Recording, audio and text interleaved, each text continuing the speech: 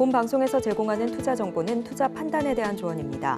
방송에서 제공하는 주식의 가치, 가격 상승 및 하락에 대해서는 방송사에서 보장하지 않습니다. 실시간 정보 브리핑입니다. 1990년 4월 이후 34년 만에 160엔선을 돌파했던 달러엔 환율이 155.83달러에 거래를 마쳤습니다. 엔화 가치가 급등한 것을 두고 교도통신은 시장 관계자를 인용해 일본 정부와 일본은행이 외환 시장에 개입했을 가능성이 있다고 보도했습니다.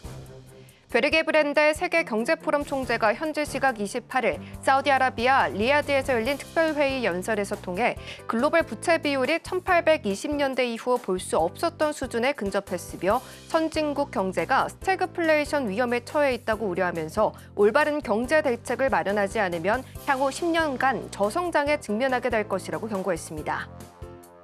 로이터 통신이 바이두는 테슬라와 중국 도로의 데이터 수집에 대한 접근 권한을 부여하기로 합의했다고 보도했습니다. 바이두 라이선스를 통해 중국 내 FSD 승인 가능성이 높아진 것으로 테슬라 주가는 프리마켓에서 13%대 급등을 보였고 본장에서 갭상승으로 출발했습니다. 내일장 국내 전기차 및 자율주행 관련주를 눈여겨보셔야겠습니다.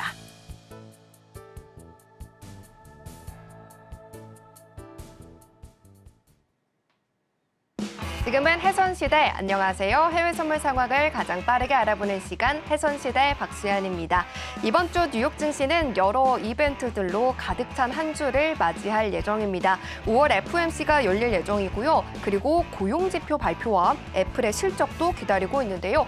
이번 FOMC에서는 금리를 동결할 것으로 예상되지만 언제나 그랬듯 관전 포인트는 파월 의장의 간담회죠.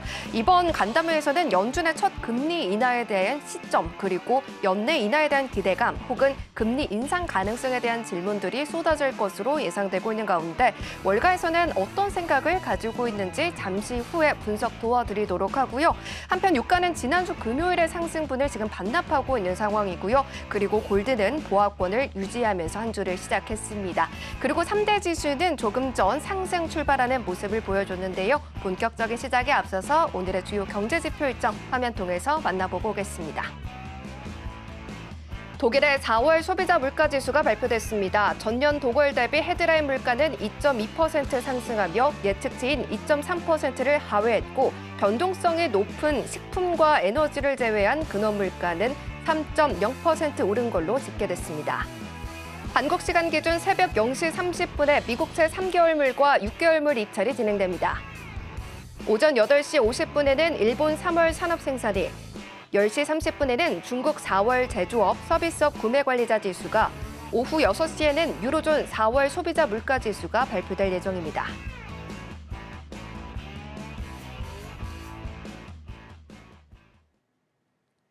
네, 경제지표 일정 화면 통해서 만나보고 왔는데요. 한 주의 시작 월요일 누구와 함께 하는지 화면 통해서 확인해보고 오겠습니다.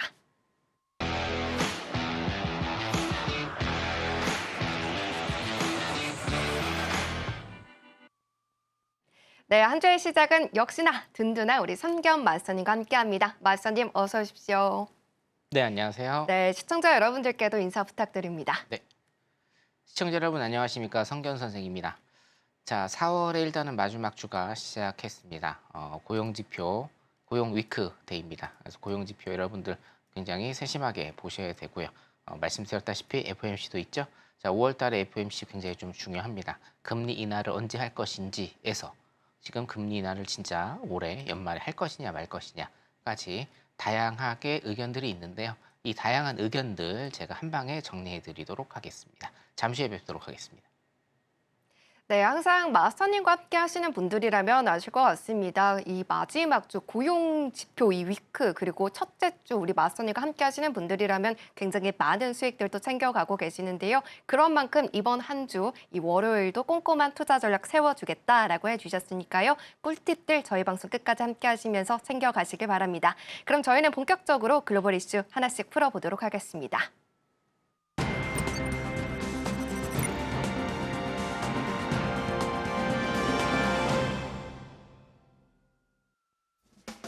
네, 먼저 나스닥 살펴보도록 하겠습니다. 17,949포인트까지 오늘 올라가는 모습을 보여줬지만 현재는 보합권에서 움직임을 보여주고 있는 상황입니다. 개장하고 나서는 양봉을 보여줬다가 빠르게 음봉을 연속적으로 보여줬는데요. 17,831포인트에서 반등하는 다시 양봉을 좀 보여주기는 했지만 현재는 그보다 더 내려가 있는 17,830포인트에서 다시 또 올라가는 모습을 보이는 등 술렁거리는 모습을 확인할 수가 있습니다. 잠시 후에 이 나스닥에 대한 방향성 잡아보도록 하고요. 현재는 0.05% 올라가면서 17,855포인트 선 지나가고 있습니다. 그럼 나스닥 관련해서 이슈 풀어보도록 하겠습니다. 네, 나스닥 헤드라인 살펴보도록 하겠습니다. Why the Fed looks likely to scramble back to a hawkish stance라고 되어 있습니다. 왜 연준이 매파적인 스탠스로 돌아간 것처럼 보이는지 경제학자들의 시각을 담고 있습니다. BMO 캐피털 마켓의 스콧 앤더슨은 올해 6번에서 7차례 금리 인하에 대한 꿈은 꿈으로만 남아있을 것이다 라고 평가를 했고요. 경제학자들은 파월 의장이 몇 달간 시간을 끌면서 금리 인하에 애매한 입장을 나타낼 가능성이 크다고 입을 모았습니다. 바클레이스의 마크 지아노니 이코노미스트도 9월이 금리 인하의 가장 빠른 기회로 본다라고 말하면서도 첫 번째 인하가 12월에 이뤄질 가능성도 거의 같다라고 말을 했고요. JP모건 체이스의 수석 이코노미스트도 연준이 자신감을 어느 정도 갖기까지 제한적인 자세로 현재의 정책을 유지할 것이다 라고 내다봤고요. 연준의 다음 움직임이 금리 인상이 될 수 있다라는 전망도 점차 힘을 얻고 있는 상황입니다. 노던 트러스트의 이코노미스트는 확률은 매우 낮지만 0%는 아니다라고 말하면서 대중이 더 큰 물가 상승을 기대하기 시작하면 연준이 모든 종류의 경종을 울리고 정책을 더 제한적으로 바꾸게 될 것이다 라고 전망했습니다. 끝으로 경제학자들은 미국 10년물 금리가 지난해 10월에 이후 최고치인 약 5%를 향해 오를 수도 있다라며 금리에 대한 전망까지도 덧붙였는데요. 이에 대해서 더 자세한 이야기 풀어보도록 하고요. 여러 이야기가 있는 상황 속에서 우리는 어떤 쪽에 중심을 둬야 하는지 마스터님의 의견 들어보도록 하겠습니다. 자, 마스터님, 일단 첫 번째 기사 살펴보고 왔는데요. 금요일에 PC가 예상치보다 좀 높게 나왔습니다. FOMC는 어떤 영향을 미칠지도 좀 궁금하고 9월도 지금 좀 빠르다라는 입장을 보여주고 있는 상황인데 마스터님께서는 어떻게 보고 계실까요? 네. 자, 일단은 PDP로 차트 볼 수 있으면 일단은 조금 보도록 하겠습니다. 자, 기본적 분석과 기술적 분석이 조금 통합적으로 여러분들한테 설명이 조금 필요한 부분인데요. 잠깐 조금 옮겨볼까요? 자, 오늘은 기술적 분석 좀 먼저 해드릴게요. 나스닥 일봉 차트인데, 자, 여기 보시면 나스닥 일봉 차트입니다. 자, 여기에서 지금 하방으로 일단은 쭉 나온 다음에 반등 일단은 조금 그리고 있고, 여기 부분이 지금 뭐냐면 우리 GDP, 그죠? 분기 GDP가 일단은 발표가 돼서 하락이었다가 반등을 일단 하는 구간에 일단은 들어왔습니다. GDP, 분기 GDP 굉장히 좀 중요하다라고 제가 말씀을 드렸고, 분기 GDP 일단은 최초 1.6%, 1.6% 정도의 성장을 보이겠다라고 일단 이렇게 돼 있죠. 이게 2.5%에서 2.7% 정도의 예상을 했는데 1.6%로 일단은 떨어진 거고, 전분기 대비해서 지금 전분기가 한 3.6% 정도 됐거든요. 전분기 대비해서 굉장히 좀 많이 떨어지는 수치를 일단은 보였기 때문에 제가 이제 저번 주에 출연을 해서 무슨 말씀을 드렸냐면 하락장의 시작일 수가 있다라고 일단은 말씀을 드렸습니다. 하락장의 시작. 물론 하락장이라고 해서 여러분 이게 밑으로 10,000포인트까지 쭉 다이렉트로 이렇게 다이빙 하지는 않아요. 이런 모멘텀을 가지고 있는 건 아니고 일단은 GDP 하나만 일단 발표가 났기 때문에 뭡니까? 하락장의 시작일 수가 있는데 여기에서 뭐예요? 굉장히 좀 많이 흔들면서 저점을 낮추는 식으로 이렇게 하락할 가능성이 있다라고 제가 설명을 드렸죠. 자, 기술적으로 일단은 본다라고 하면 지금 이 구간이 어디 구간에 나와 있나요? 일목 상단과 일목 하단의 영역에 일단은 얘가 들어왔기 때문에 가격이 들어왔기 때문에 이제는 여러분들 뭐를 보셔야 되냐면 상단과 하단의 이 갭, 요 갭에서 일단은 캔들 이꼬르 뭡니까? 가격이죠. 캔들 이꼬르 가격인데 캔들이 이 안에서 일단은 가격을 형성할지를 여러분들께서 쭉 지켜보시고 이 캔들이 나타내는 이 캔들의 종가가 나타내는 일목의 상대적인 상단과 하단이 지지와 저항선 역할을 일단은 한다라고 여러분들이 보시면 돼요.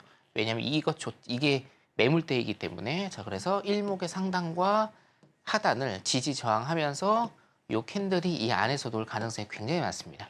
캔들이 안에서 논다는 건 다시 한번 말씀드리면 가격이 안에서 놀 수 있는 가격의 그런 가능성이 굉장히 좀 많이 작용하기 때문에 이 안에서 가격이 형성되는지 여러분들 일단은 좀 보셔야 될 필요성이 있다라는 겁니다.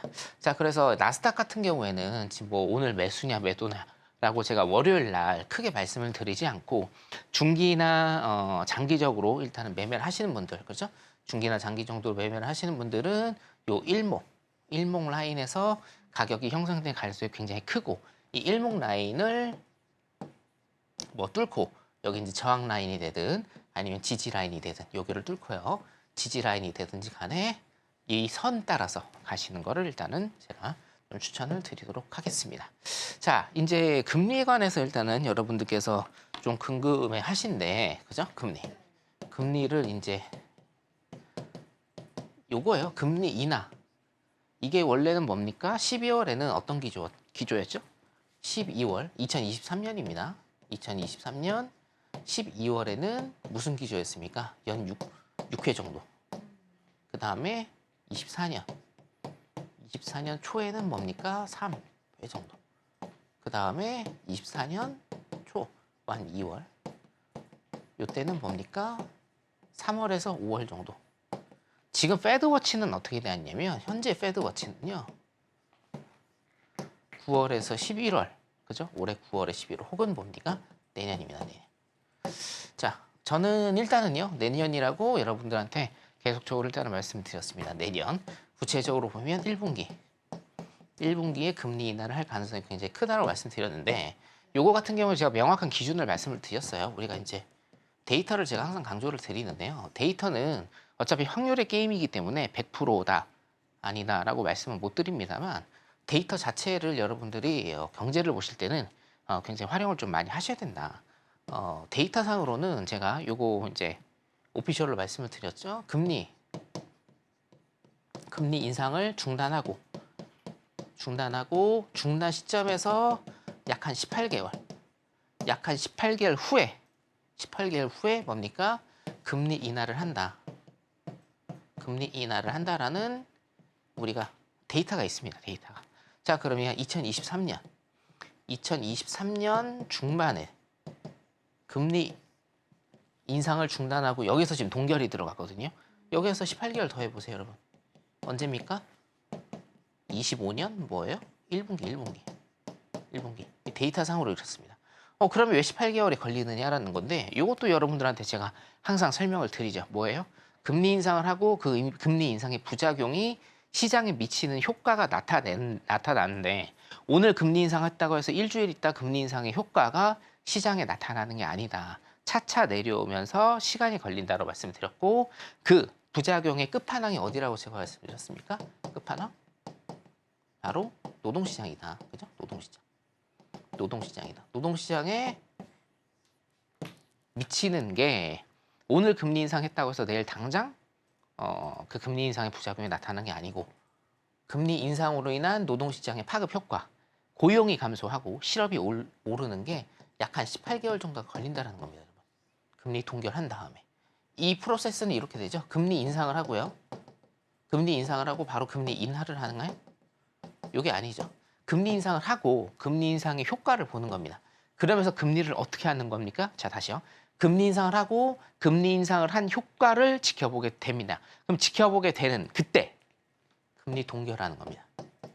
금리 동결하면서 인상에 대한 효과를 보게 되고, 인상에 대한 효과가 있다라고 하면 동결하면서 쭉 제3자적인 입장으로 돌아보다가 그때 금리 인하를 한다. 이 프로세스로 여러분들 일단은 보시면 되기 때문에, 자, 여기서 중요한 건 뭐냐? 금리 인하를 하기는 해요. 근데 여러분들 시점 잘 모르시잖아요. 근데 여러분들 2023년 중순부터라도 제 방송을 꾸준히 보신 분들은 제가 이거 항상 강조드립니다. 제가 항상 6개월 정도는 일단 앞서서 여러분들한테 말씀을 드리기 때문에, 금리 인상을 중단하고 18개월 정도 있다가 금리 인하를 하는 게 데이터상으로 지금 입증된 거다라고 제가 말씀드렸잖아요. 그러니까 뭡니까? 25년 1분기입니다. 쉽습니다, 여러분. 그러니까 여러분들께서 조금 복잡하고 잘못된 정보를 습득을 하시면 이 시기가 굉장히 헷갈릴 수 있는데 2025년 1분기가 제일 가능성이 높아요. 물론 플러스 마이너스는 있습니다. 그렇죠? 9월이 될 수 있고 11월이 될 수 있고 2025년 1분기라고 하면 1, 2, 3월 달을 기준으로 하니까 여기에서 플러스 마이너스는 가능하다라고 여러분들이 이렇게 보시면 된다라고 여러분들께서 그렇게 아시면 될 것 같습니다. 자, 두 번째 이슈를 일단은 좀 가면 그죠? 그럼 금리 인하의 시점. 첫 번째. 금리 인하의 시점. 자, 그리고 두 번째. 그러면 현재와 미래인데 아주 가까운 미래. 가까운 미래에는 지금 어떻게 이 현상들이 발현이 될 것인가가 사실은 지금 굉장히 중요한 이슈가 될 거예요. 이제부터. 자, 여기에서 제가 말씀드리고자 하는 이론이 뭐냐면 개념이 기대 인플레이션입니다. 기대 인플레. 기대 인플레에 대해서 이제 모르시는 분들이 있을 겁니다. 모르시는 분들 TV 앞에서 잠깐 손들어 주시고요. 자, 기대 인플레이션입니다. 기대 인플레이션. 이거 굉장히 중요한 개념이 될 거예요. 이거 굉장히 지금 제가 많이 설명을 드렸는데 처음 들으시는 분들을 위해서 제가 간략하게 다시 한번 설명을 드리겠습니다. 이게 expected인데요. 이게 사실은 이제 기대 인플레이션이라기보다는 저는 이렇게 이제 여러분들한테 설명을 드리거든요. 이게 이제 그 직역을 해서 기대 인플레이션인데 예상 인플레이션으로 사실 바꿔야 됩니다. 기대 인플레이션 뭘 기대하는 거죠? 그죠? 예상 인플레이션이라고 하면 딱 오잖아요. 느낌이. 네. 예상입니다. 예상. 저도 이게 이론을 굉장히 좀 많이 말씀을 드렸는데 요거 모르시는 분들을 위해서 다시 한번 조금 말씀드릴게요. 예상하는 거예요. 누가요? 뭘? 내가 인플레이션을 예상을 하는 거예요. 예를 들어서 지금 4월입니다. 그죠? 이제 다음 달이 5월이죠. 내가 사과 장사를 한다라고 일단은 제가 가정을 할게요. 네. 자, 사과가 4월 달에는 5,000원을 받을 수 있어요. 근데 내 예상에 5월 달에는 사과를요, 10,000원을 받을 수 있어요. 내가 예상을 해보니. 그렇죠? 자, 그러면 지금 4월에 내가 사과를 시장에 내놓으면 한 개에 5,000원 받을 거를 조금만 참았다가 사과를 5월에 내놓으면 10,000원을 받을 수 있습니다. 자, 그럼 이 프로를 보시는 여러분들께서는 4월 지금 현재 사과를 내놓으실 겁니까? 안 내놓으실 겁니까? 당연히 이거는 이윤을 목적으로 한다라고 하면 안 내놓는 게 답입니다. 왜요? 다음 달만 버티면 내가 2배 수익을 올릴 수 있기 때문이죠. 자, 이겁니다. 기대 인플레이션이 정말 중요하고 기대 인플레이션이 정말 무서운 게 바로 여기 있는 겁니다, 여러분. 그리고 미국이란 나라가 지금 기대 인플레이션이 굉장히 심각한 상황으로 갈 수가 있다. 언제요? 지금 PCE가 3% 후반이 나왔잖아요. 네. 3.6% 나왔나요? 네, 한 요 정도 나왔습니다. 이거 지금 4% 이상으로 갈 가능성이 굉장히 농후해요. 자, 왜냐? 자, 기대 인플레이션에 대해서 다시 설명을 해드리겠습니다. 자, 나는 다음 달에 사과값이 10,000원이다라는 생각을 가지고 있어서 사과를 지금 시장에 내놓지 않아요. 왜? 다음 달에 내놓으려고 합니다. 그러면 사과에 대한 공급이 어떻게 됩니까? 줄어들죠. 자, 수요 공급 이론에 의해서요. 수요 그리고 공급 이론에 의해서 자, 공급량이 줄어들면 가격은 어떻게 됩니까? 오릅니다. 이해되시죠, 여러분? 공급량이 줄어들면 가격이 오르는 거예요. 자, 그럼 실제로 인플레이션이 지금 발생을 했나요? 5월 달에? 그러니까 지금은 4월이에요. 그러니까 5월 달 거를 지금 예상을 하는 건데 5월 인플레이션이 실제로 발현이 됐습니까? 이게 모르죠. 모르는데 사람들은 뭐예요? 자기가 예상한 대로 현재 나의 행동을 실현하게 되는 겁니다. 이게 기대 인플레이션, 예상 인플레이션의 가장 무서운 점이에요. 내가 예상한 대로 지금 나의 행동이 결정지어지는 겁니다. 자, 그러면 지금 PC나 CPI도 사실 마찬가지거든요. 소비자 물가지수, CPI나 PC나 전부 다 지금 오르고 있는 상태예요. 자, 그러면 사람들이 예상을 하겠죠. 아, 이 상태로라고 하면 지금 페드에서 CPI 기준으로 9.1에서 지금 2.9까지 일단 떨어뜨렸는데 다시 지금 CPI가 오르고 있다. 물가가 오르고 있다라고 하면 그리고 지금 유가도 오르고 있습니다. 그렇죠? 유가도 오르고 있기 때문에 그 4월 달에 일단은 유가 오른 부분을 또 반영을 해야 돼요. 5월 달에. 4월 달에 오른 게 5월 달에 반영될 거 아니에요. 그러면 예상에 뭡니까? 인플레가 물가가 오를 것이다라는 이런 생각을 하게 된다라는 거예요. 사람들이. 자, 사람들이 제가 방금 전에 보여드렸죠. 사람들이 인플레이션이 오를 거라는 예상을 하면 지금 나의 행동이 어떻게 돼요? 인플레가 오르는 대로 행동을 합니다. 그렇기 때문에 뭐예요? 인플레가 더 오를 가능성이 있다. 뭐 때문에? 기대 인플레이션 때문에. 그래서 여러분들이 지금 한 가지 편만 보신다라고 하면 요거죠. 과연 기사에서 나오는 것들은 이제 거의 대부분 이거예요. 금리나 언제 할 거냐. 허키시냐 더비시냐 뭐 이렇게 일단 얘기를 하는데 금리 인하 언제 할 거냐 이게 가장 중점이다. 아닙니다. 금리 인하는 하기는 해요, 여러분. 그리고 제가 지금 답을 드릴게요. 데이터상으로 가장 확률이 높은 게 2025년 상반기예요, 상반기. 1분기라고 표현하겠습니다. 1분기입니다, 1분기. 금리 동결 후에 약 18개월 후. 그러니까 1분기 정도 되죠. 금리 인하는 요 정도 일단은 할 거고 두 번째. 자, 그럼 뭐예요? 그러면 금리 동결을 계속 할 것인가 혹은 성견 선생님 네가 지금 계속 주장하고 있는 금리 인상을 또 꺼낼 것인가 금리 인상에 대한 카드를 또 꺼낼 것인가입니다. 금리 인상에 대한 카드 지금 버리지 않았다고 제가 몇 달 전부터 계속 말씀드렸어요. 시장은 뉴스는 금리 인하를 부르짖어도 저는 이 자리에서 뭐를 부르짖었습니까? 금리 인상 카드 줄지 않았다. 금리 인상 카드 버리지 않았다. 금리 인상 올해 2번은 할 수 있다. 최소 2번 할 수 있다는 겁니다. 지금 기사 나오잖아요. 왜요? 이런 데이터와 이런 프로세스가 원래 다 있는 거예요. 그러니까 여러분들 기사에 휘둘리시면 안 되고 그 기사를 제가 일목요연하게 설명을 드리고 분석을 해드릴 테니 일단은 제 기본적 분석을 따라오시면 되겠습니다. 자, 그럼 두 번째 뭡니까? 금리 인상 할 가능성이 있다. 그럼 금리 인상을 왜 해야 되느냐? 왜 하느냐? 바로 기대 인플레이션이 증가를 할 가능성이 굉장히 높기 때문에 요 금리 인상 카드도 결코 지금 끝나지 않은 것이다라고 여러분들 이렇게 일목요연하게 정리하시면 될 것 같고요. 자, 그러면 기술적 분석으로 다시 돌아와서 금리 인상 카드가 끝나지 않았다. 그러면 금리 인상을 하면 뭐예요? 금리 인상을 하면 시장이 제대로 돌 것이다. 그럼 뭡니까? 지수는 하락하는 게 인지상정입니다. 그래서 일단은 금리 인상 카드를 아직 버리지 않았고 이게 현실화된다라고 하면 시장은 다시 밑으로 가는 이런 모습을 보일 것이다. 단 이렇게 갈 수 있어요. 저점을 낮추면서 이렇게 가는 거지. 그냥 무조건 그래 금리 인상 한다고 했으니까 매도 타야지 해서 여기서 매도 그냥 타시면 안 됩니다. 쭉 가서 컷 줄 수 있기 때문에 항상 큰 그림으로 시장은 파동을 그리면서 밑으로 다시 내려갈 수 있다. 이 정도로만 일단 여러분들이 예상하시고 저하고 함께 같이 대응하시면 될 것 같습니다. 네, 나스닥 여기까지 하도록 하겠습니다. 네, 첫 번째 금리 인하 시점은 데이터 기반으로 2025년 1분기의 가능성으로 짚어주셨고요. 그리고 금리 인상에 대해서는 올해 2번 정도 가능한 점도 저희가 담아봤습니다. 계속해서 이러한 점들, 이슈를 빠르게 또 분석을 하고 뉴스에 휘둘리지 않는 전략들 같은 경우에는 내일 바로 공개 방송이 진행될 예정입니다. 마스터님께서 오전 그리고 오후 2번에 걸쳐서 진행을 해주고 계시기 때문에 해외 선물 안에서 그리고 내가 주식 매매를 하면서도 매크로 이슈를 풀어가는 게 너무 어렵다라고 하시는 분들이라면 이 시간 통해서 함께 공부해 보시길 바라겠습니다. 자, 그럼 저희는 나스닥 이슈 풀어봤으니까요. 편말도 바로 확인해 보도록 하겠습니다. 자, 마스터님 오늘 이 편말 준비해 주시고요. 네, 3, 2, 1 들어주세요.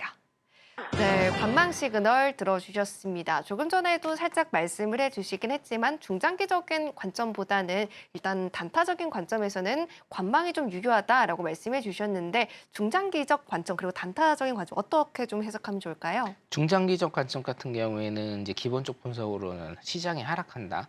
여러분들이 배팅을 좀 하시면 될 것 같고 대신 이제 시장이 하락한다라는 것은 뭡니까? 어떤 점에서 그 최고점의 매도를 잡아서 일단은 끌고 갈 것인가? 혹은 매도 변곡점에서 일단 들어갈 것인가 요걸 일단 여러분들이 보셔야 되는데 그거 같은 경우에는 뭐 내일 공개 방송이라도 제가 일단은 차트 분석해드리면서 한번 말씀을 드릴 수 있을 것 같고요. 제가 오늘 일단 단타적인 관점에서 일단 관망 사인을 일단 드린 건 뭐 간단합니다. 주요 시간대 지금 다 지났고 그렇기 때문에 일단은 나스닥은 차트에서 보시다시피 뭡니까 18,000을 일단은 찍지는 못했어요. 18,000을 찍지는 못하고 V자 V자 반동으로 지금 서서 일단 올라오는데 이게 지금 거래량이 터지지가 않고 있습니다, 여러분. 거래량이 터지지가 않고 있기 때문에 지금은 뭐 월요일이고요. 예, 항상 제가 월요일은 관망 사인을 조금 많이 드리죠. 월요일 날은 일단 관망하시면서 시장을 그냥 복기만 하시는 걸로 그렇게 보시면 될 것 같습니다. 네, 나스닥 여기까지입니다. 네, 나스닥 전략 챙겨보고 왔습니다. 그럼 저희는 계속해서 크루드 오일 글로벌 이슈도 함께 확인해 보고 오겠습니다. 네, 다음으로는 크루드 오일입니다. 유가는 지난주 금요일에 상승을 반납하면서 한 주를 시작했습니다. 개장 이후에는 83.6달러까지 완만하게 올라가는 모습을 보여줬지만 이내에 다시 몸을 낮추고 있는 상황이고요. 그럼에도 불구하고 다시금 좀 방향성을 바꾸려고 하는 양봉은 또 나오고 있는 상황입니다. 어떻게 좀 방향성 체크해 봐야 될지 현재 같은 경우에는 0.56% 밀리면서 83.37달러 선 지나가고 있습니다. 그럼 오일과 관련해서 이슈 풀어보도록 하겠습니다. 네, 오일 뉴스 살펴보시면요. 카이로에서 열린 이스라엘 그리고 하마스의 평화회담으로 중동 분쟁 확대에 대한 우려가 완화됐고 미국의 인플레이션 지표가 금리 인하 전망을 더욱 어둡게 하면서 월요일 초반 유가가 하락했다라는 내용을 담고 있습니다. 또한 미국의 연준은 FOMC를 또 주도하고 있죠. 이에 대해서 시장 참가자들이 주목을 하고 있는 상황인데요. IG 시장 분석가 토니 시카모어는 매파적인 어조로 진행될 것으로 예상되는 이번 주 FOMC를 앞둔 전망도 이러한 긴장감이 유가 하락세에 힘을 싣고 있다라고 평가를 했고요. 독립시장 분석가 티나통은 이 고착화는 장기 금리 상승에 대한 우려를 촉발시켜 미국의 달러 강세를 이끌 것이고 상품 가격에 압력을 가하고 있다라고 평가했습니다. 실제로 지금 달러 강세 속에서 유가도 출렁거리는 모습을 보여주고 있는 상황인데요. 이에 대해서 마선님께서는 유가에 대한 중장기적인 전략 그리고 단타적인 전략 어떻게 생각하고 계실지 바로 또 체크를 해보도록 하겠습니다. 자, 마선님 일단 유가 기사 살펴보고 왔는데요. 달러가 좀 장기금리 상승 강세를 보이면서 유가도 살짝은 하방 압력을 받고 있는 상황인 것 같습니다. 이런 가운데 휴전 협상도 이제 이야기가 나오고 있는 상황인데 유가 좀 장기적으로는 어떻게 보고 계실까요? 네, 차트 잠깐 볼까요? 네, 일단은 2월 달부터 보면 2월 달부터 좀 많이 올라왔죠. 70달러 선에서 지금 90달러 가까이 일단 이렇게 계속 올라오는 모습을 일단은 보이고 있기 때문에 자, 지금 기술적인 것에서만 일단은 조금 보겠습니다. 지금 일단은 휴전 회담 이슈로 조금 이제 하락을 하고는 있는데 휴전 회담이죠. 그래서 휴전 회담이 만약 결렬됐다라고 하면 또 위로 솟구칠 수 있기 때문에 자, 일단 기본적인 뉴스로만 일단은 좀 보시면 될 것 같고 기술적인 거로는 저번 주하고 일단 좀 동일합니다. 80달러 선. 자, 이제 기준선을 지금 딱 두 개를 그어드리면서 제가 계속 설명을 드리고 있는데 지금 5일선과 21선 일단은 보시면 5일선이 데드크로스에서 지금 올라오고 있는 모습을 일단 보이고 있거든요. 확실하게 올라오지는 않고 양봉이 나오지도 않고 골든크로스가 나오지도 않았습니다. 자, 그렇다고 보면 제가 그어드린 두 선입니다. 약 한 80달러에서 90달러까지 80달러의 선을 지지를 하면 90달러까지 일단은 전고점 탈환을 위해서 여기죠. 전고점 87.90달러 정도 이 전고점 탈환을 위해서 계속적으로 움직일 것이다라고 제가 말씀을 드렸어요. 중요한 건 이 80달러 선 같습니다. 80달러 선이 무너진다라고 하면 저항 라인이죠. 저항 라인이 돼서 밑으로 좀 더 빠질 가능성이 있고요. 80달러를 지지를 한다. 사실은 80달러 지지하기 전에 요거를 일단 지지해야 돼요. 여기 보시면 저가가 지금 80.70입니다. 80.70 정도, 80.70 정도를 일단은 처음으로 지지를 해야 돼요. 가장 베스트는 80.70달러를 지지를 하고 위쪽으로 오르는 모습 이해되시죠? 자, 두 번째는 시가. 죄송합니다. 두 번째는 80달러 선입니다. 80달러 선을 딛고 일단 위로 올라가는 모습. 이렇게 중장기적으로 위로 올라가는 모습이 조금 더 유리하겠다라고 여러분들이 판단하시면 되고 오늘은 당연히 단타는 관망 사인 드리도록 하겠습니다. 네, 지난주에도 뉴스 하나에 오르락 내리락 했던 유가였는데요. 오늘 회담 소식에 대한 이 결과도 좀 유의를 해야 된다라고 말씀을 해주신 만큼 유가 같은 경우에는 매일매일의 뉴스 꼭 맞선님과 함께 하시면서 체크를 해보시면 좋을 것 같고요. 그리고 일단 중장기적인 관점으로는 상방 추세를 봐주셨습니다. 그런 만큼 이 유가에 대해서 계속해서 우리 마스터님의 견해 듣고 싶다라고 하시는 분들이라면 무료 온라인 공개 방송이 내일 또 진행이 됩니다. 매주 화요일마다 진행이 되고요. 오전 그리고 오후 두 번에 걸쳐서 진행이 되니까요. 저희 항생 선물도 궁금하다라고 하시는 분들이라면 오전에 참여하셔서 이에 대한 포인트 그리고 꿀팁까지도 챙겨가시길 바랍니다. 자, 그러면 이제 5일에 대한 이슈 풀어봤으니까요. 5일 편말도 확인을 해보도록 하겠습니다. 자, 마스터님 5일 편말 준비해 주시고요. 네, 3, 2, 1 들어주세요. 네, 오늘 관망 시그널 들어주셨습니다. 크루드 오일 관망 시그널 들어주셨는데요. 일단 중장기적으로는 상승 추세 보여줄 수 있다라고 해주셨는데 네네. 오늘은 왜 관망 시그널 들어주셨을까요? 일단은요, 단타 관련된 걸로 관망 시그널 들어드렸고요. 중장기적으로는 일단은 80점, 예, 80점 한 70 정도 여기 있죠.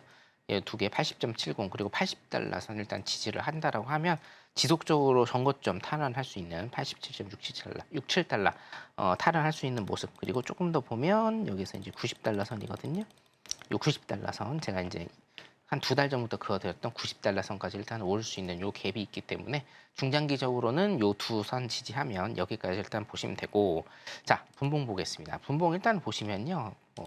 제가 이제 출연하는 시간 그리고 이거를 설명드리는 시간이 뉴욕장 개장하고 한 40분에서 50분 정도 지났을 때 여러분들한테 설명을 드리는 거기 때문에 추세는 일단은 다 같다라고 보고요. 예, 일단은 좀 대응을 안 하신 걸로 5일은 아직 대응을 안 하신 걸로 그렇게 가시면 될 것 같습니다. 주요 시간대만 하십시오. 네. 네, 이렇게 5일 같은 경우에는 주요 시간대에 수익을 더 크게 만들 수 있는 시간대에 함께하자라고 말씀을 해주셨으니까요. 그 주요 시간대가 궁금하다라고 하시는 분들이라면 저희 방송 끝까지 함께하면서 그 팁들 가져가시길 바랍니다. 자, 그럼 저희는 바로 골드 확인해 보겠습니다.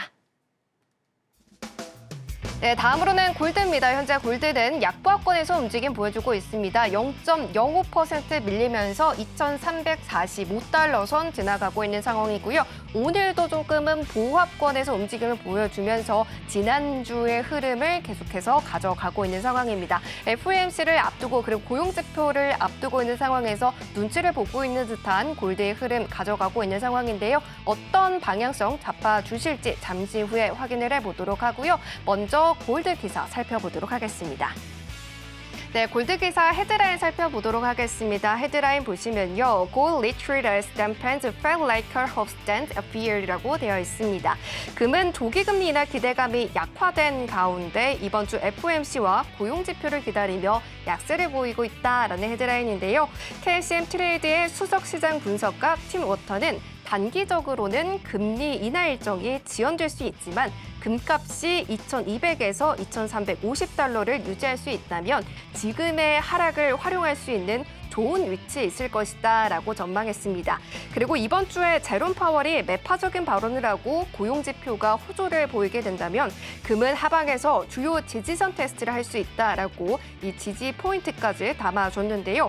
더해서 시티 리서치는 중국 인민은행을 통한 강한 소비 트렌드가 금 가격을 지지하고 있어 향후 12개월에서 15개월 동안 온스당 금은 3,000달러의 기본 시나리오를 높일 수가 있으며 위완화 평가 절하 우려가 현지 매수세를 강화할 수 있는 포인트다라고 말했습니다.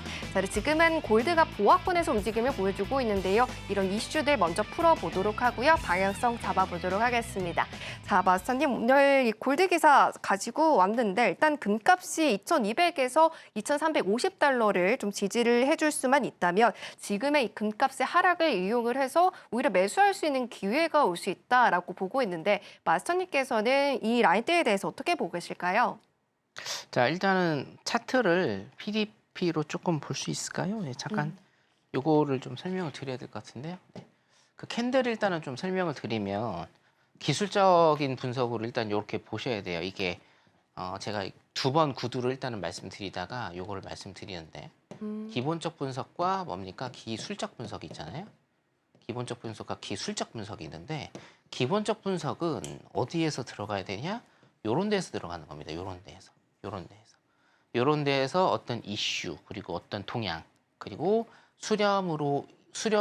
수렴에서 발산으로 가는데 꼭 뉴스가 터지게 돼 있거든요. 그런 거를 일단은 감안해서 요 정도 라인에서 들어가는 게 기술적 분석이고 기술적 분석은 아무 데서나 들어가셔도 되고 대응만 하시면 되는 겁니다. 그래서 여러분들이 지금 필요하신 거는 사실은 이제 뉴스들이 좀 많이 나오기는 하는데 지금 뉴스 나와봤자 큰 하방 아니면 수익을 내기가 굉장히 힘들고요. 어차피 뭐예요, 지금? 올림 차트죠. 그러니까 매수 방향 쪽으로의 차트이기 때문에 매수 방향으로는 뭡니까? 중장기적으로 어떻게 신규 진입을 해야 될지 지금 제가 알려드리도록 할게요.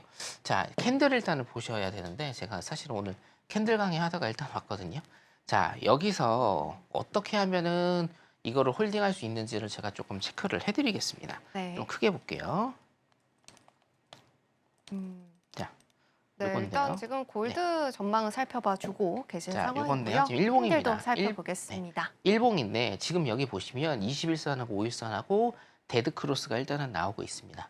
요거는 이제 단타 매매 기법에서 제가 일단 설명을 드리는 건데, 자, 첫 번째 중요한 건 뭐냐면 종가를 기준이에요.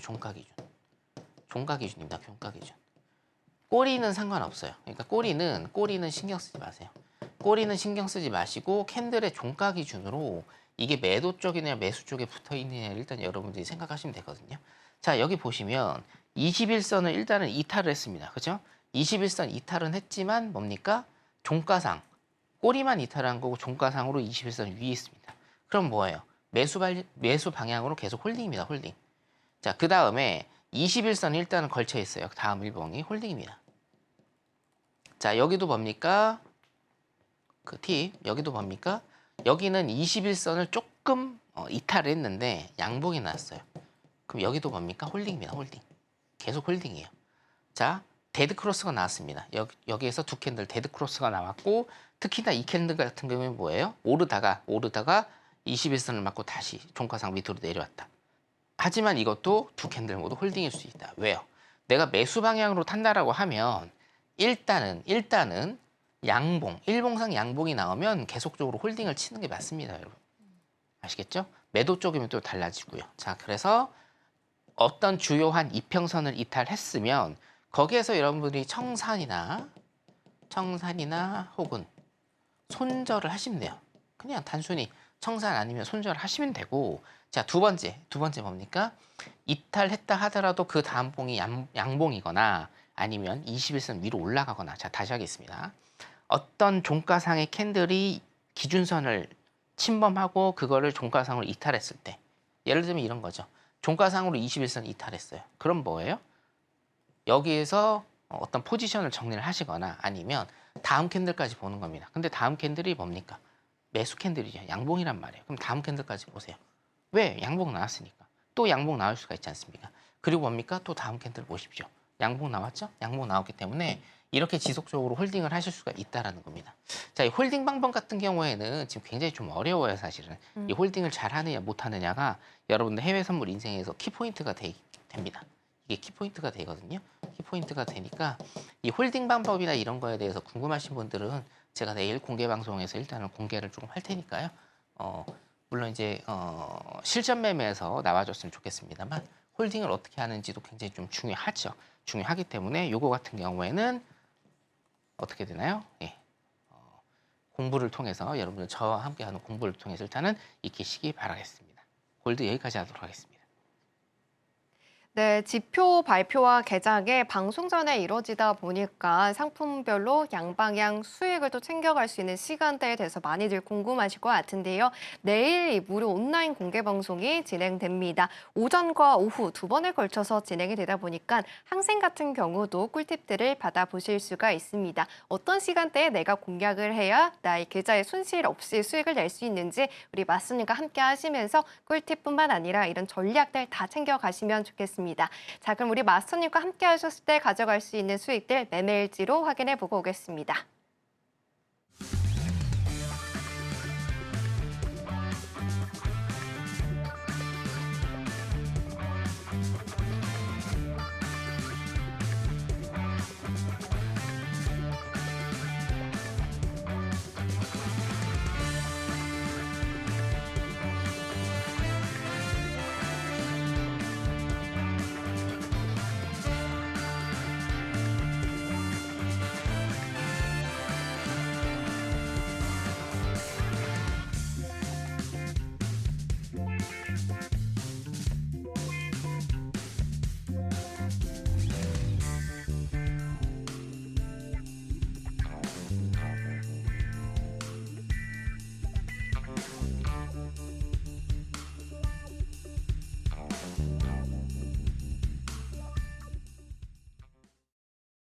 네, 매매일지 확인해보고 왔는데요. 이 항생의 수익도 굉장히 좋습니다. 마스터님, 저희 방송에서는 항생을 다루고 있지는 않지만 많은 분들이 항생에 대해서 궁금하실 것 같아요. 이 항생 수익 어떻게 좀 이렇게 많이 만들어가고 계실까요? 네. 항생 같은 경우에는 필살 매매 공식 일단은 있고요. 오, 필살 매매 공식. 네네. 제가 뭐 항상 저번 달까지는 영상 통해서 일단은 배포를 조금 해드렸는데 요즘에는 화요일날 공개 방송 때 실시간 매매를 일단 보여드리고 있으니까 내일 있습니다. 화요일날 공개 방송 한번 하시면서 항생 필살 기법도 한번 가져가시기 바라겠습니다. 네, 항생 필살 기법이 있다라고 말씀을 해주셨습니다. 아무래도 이 국내 장이 열릴 때도 항생 매매를 많이 하시는 분들이 많으실 거다 보니까 오전에 함께 하시면서 영상으로 우리 마스터님과 더 긴 이야기 나눠 가실 수가 있습니다. 당장 내일에 이 진행이 되고 있으니까요. 꼭 놓치지 마시고 항생 꿀팁 챙겨 가시길 바라고요. 먼저 차트 분석을 좀 항생에 대해서 담아 보도록 하겠습니다. 마스터님, 항생 차트 분석 부탁드립니다. 네. 이거를 조금 제가 키면서 보도록 하겠습니다. 네. 자, 켰는데요. 오늘 거 복귀 일단 해볼게요. 자, 오늘 거 쉽습니다. 항생에서 첫 번째 공식은 뭡니까? 갭이 생기는지 안 생기는지 일단 파악해야 된다라는 거죠. 갭은 어떻게 파악하나요? 새벽 4시. 새벽 4시 종가. 그 다음에 두 번째. 10시 15분. 오전 10시 15분 시가. 요거를 일단 계산하면 됩니다. 요게 갭이거든요. 자, 그러면 새벽 4시에서 지금 여기서 끝났습니다. 그죠? 새벽 4시에서 여기서 끝나서 10시 15분에 여기서 시작을 했어요. 그럼 뭐예요? 갭이 생겼습니다. 자, 그러면 갭이 생겼다. 세 번째. 우리가 이제 갭이 생겼습니다. 갭이 생기면 이 갭을 여기서 이제 중요한데 이 갭을 메우는지 못 메우는지 이게 일단은 중요하다. 자, 여기에서 보면 이제 실시간으로 여러분들하고 같이 하는 건데요. 갭이 일단은 생기고 뭡니까? 이 갭을 메꾸러 오는 봉들이 있어야 되는데 이 갭을 메꾸러 오는 봉들이 없었습니다. 그럼 제가 이거 뭐라고 말씀드리나요?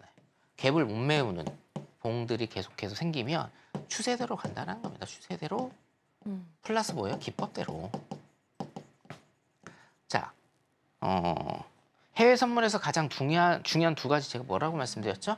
첫 번째, 방향. 두 번째는 타점입니다. 추세대로가 뭐예요? 여러분, 추세대로가 방향입니다. 기법대로가 뭡니까? 기법대로가 바로 타점을 잡는 행위죠. 그래서 방향과 타점을 잡으려면 추세대로, 기법대로, 갭을 못 메꾸면 이렇게 가는 겁니다. 이해되시죠? 자, 갭을 못 메꿨어요. 그러면 첫 번째 추세, 어디 추세예요, 여러분? 5일선과 21선 골든 크로스 나오면서 이격이 지금 벌어지고 있습니다. 이격이 지금 벌어지고 있어요. 추세 어디입니까? 매수 추세죠. 오케이. 자, 그러면 첫 번째. 우리가 실전 매매에서 방향성은 어디로 잡아요? 매수로 잡는다. 자, 두 번째. 매수 추세대로. 두 번째 뭡니까? 타점입니다. 타점. 자, 타점은 기법대로 일단 가시면 돼요. 제 5일선 기법과 21선 기법, 그리고 수렴과 발상 기법, 성견차트 진로지 요 네 가지 일단 기법이 있는데 이평선 매매 기법만 일단은 보도록 한다라고 하면 자, 5일선 기법 어떻게 됩니까? 이격이 벌어지면서 5일선 터치하는 양봉의 종가 진입. 5일선 터치하는 양봉의 종가 진입. 이격이 벌어지면서 5일선 터치하는 양봉의 종가 진입. 이 정도 선 1, 2, 3, 4 이 정도 선에서 뭡니까? 매수 진입이 가능하다. 그 타점 해결됐죠. 이해되시죠, 여러분? 자, 해선에서 제일 중요한 두 가지. 방향성과 타점 이렇게 다 잡혀 있습니다. 이해되시나요? 요거 모르시는 분들은요. 들어오세요. 들어오셔서 배우시면 됩니다. 자, 그러면 5장 일단은 보겠습니다. 5장도 여기서 뭡니까, 여러분? 자, 보시면 5장은요. 그냥 추세대로, 기법대로 그냥 그렇게 가시면 돼요. 갭 메우기나 이런 거 없습니다. 5장은. 그래서 뭡니까? 아, 내가 여기에서 매도를 들어가고 싶다라고 누구나가 다 그렇게 생각을 하시는데 이거는 뭐예요? 꿈이에요, 꿈. 꿈의 매매. 꿈의 매매라고 제가 항상 말씀을 드리죠. 자, 그렇기 때문에 꿈의 매매를 여러분들이 탈피를 하셔야 됩니다. 이거 여러분들한테 로또고요. 로또는 여러분들한테 행운이 없습니다. 저도 마찬가지예요. 내가 노력해서 로또의 승률만큼 가져오는 것뿐이 없어요. 자, 그러면 5장 기법대로 일단 가시면 돼요. 수렴과 발산이죠. 그죠? 5일선과 21선이 데드 크로스가 나오는 수렴과 발산. 이 지역에서 뭡니까? 혹은 이 캔들 혹은 그 다음 캔들 여기에서 매도 때리면 됩니다. 매도 포지션 들어가셔서 뭡니까? 수익. 이게 되시죠? 그 다음에 뭐예요? 그 다음에 수렴과 발산 기법을 내가 쓰지 못했다라고 하면 5일선 기법 여기에서 매도. 4개의 캔들 내에서 전부 다 매도 일단은 때리시면 됩니다. 이해되시죠? 그래서 밑에까지 또 수익 얻는 이런 거. 자, 항생 같은 경우에는 필살 기법이 몇 가지가 있는데 첫 번째는 뭡니까? 갭매꾸기가 가능한지를 일단 여러분들이 보셔야 되고, 두 번째는 뭡니까? 갭이 생기면 이거를 메우는지 혹은 못 메우는지 일단은 보셔서 각각 대응을 하시면 된다라는 겁니다. 이해되시죠? 여기 2개 추세대로가 뭐예요? 방향성 체크. 그리고 기법대로. 제 기법 모르시는 분들은 일단 들어오세요. 네, 제가 영상 찍어서 올려드리니까요. 기법대로 이거 보면 타점입니다. 타점. 방향성과 타점을 동시에 잡는 요 항생 기법으로 여러분들이 수익을 일단 내시면 된다. 자, 차트 하나 좀 더 보도록 하겠습니다. 네. 차트 그냥 아무거나 일단 볼게요. 네, 다 맞으니까. 자, 아무거나 일단은 좀 보도록 하면, 네. 자, 이거 보겠습니다. 이거. 자, 요거 일단 보면요. 자, 여기에서 일단은 끝났네요. 그죠? 여기에서 끝나고 여기에서 시작을 했습니다. 아침에. 그럼 뭐예요? 이 정도의 갭이 있어요. 자, 이 정도의 갭을 뭡니까? 이 봉이 다 메웠습니다. 자, 아까는 갭을 못 메웠기 때문에 추세대로 가는 거고, 이번에는 갭을 메웠어요. 갭을 메웠다. 갭을 메웠으면 이렇게 하시면 됩니다. 자, 갭을 메웠으면 여러분들이 항생이 시작되기 전에 갖고 있던 내 모든 것들을 다 버리시면 돼요. 리셋하면 됩니다. 리셋. 모든 생각들을 다 리셋하시고 뭡니까? 대응의 전략으로 가시면 된다. 추세대로, 기법대로 이것도 가시면 된다. 자, 어떻게 됩니까?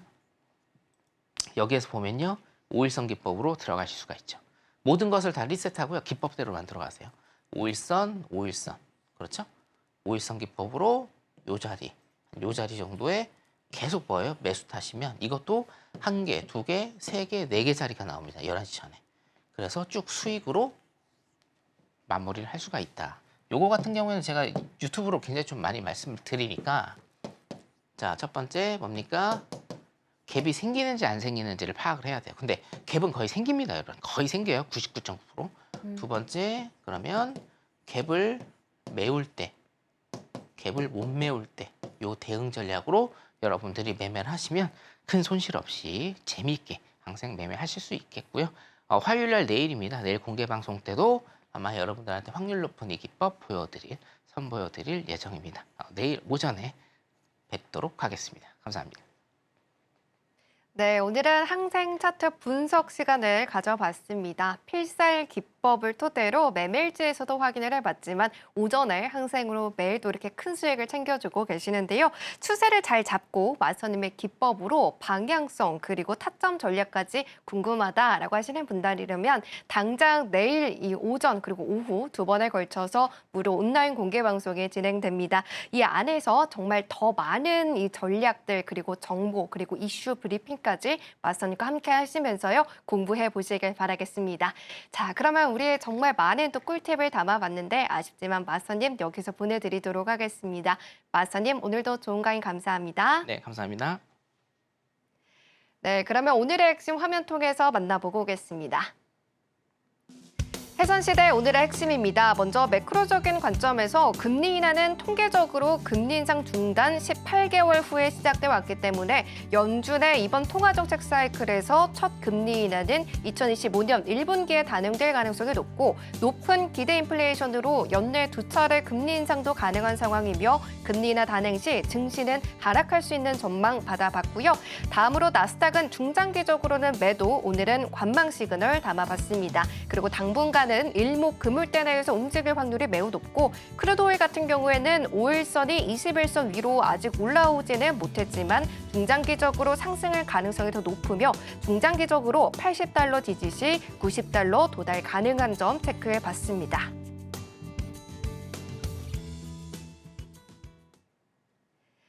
네, 본 방송에서 제공해드린 정보는 투자 판단에 대한 조언일 뿐 해당 상품의 가치와 수익률을 보장하지는 않습니다. 끝으로 서울경제TV와 해선시대는 자본시장 통합법을 준수하고 있습니다. 1:1 투자 상담, 유사 수신행위, 무인가 영업행위 등 모든 불법 사항을 엄중히 금지하고 있습니다. 오늘 저희가 준비한 소식은 여기까지입니다. 시청해주신 여러분 고맙습니다.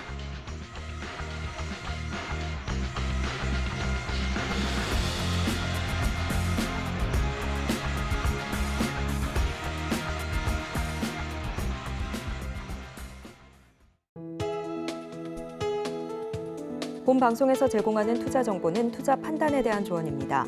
방송에서 제공하는 주식의 가치, 가격 상승 및 하락에 대해서는 방송사에서 보장하지 않습니다.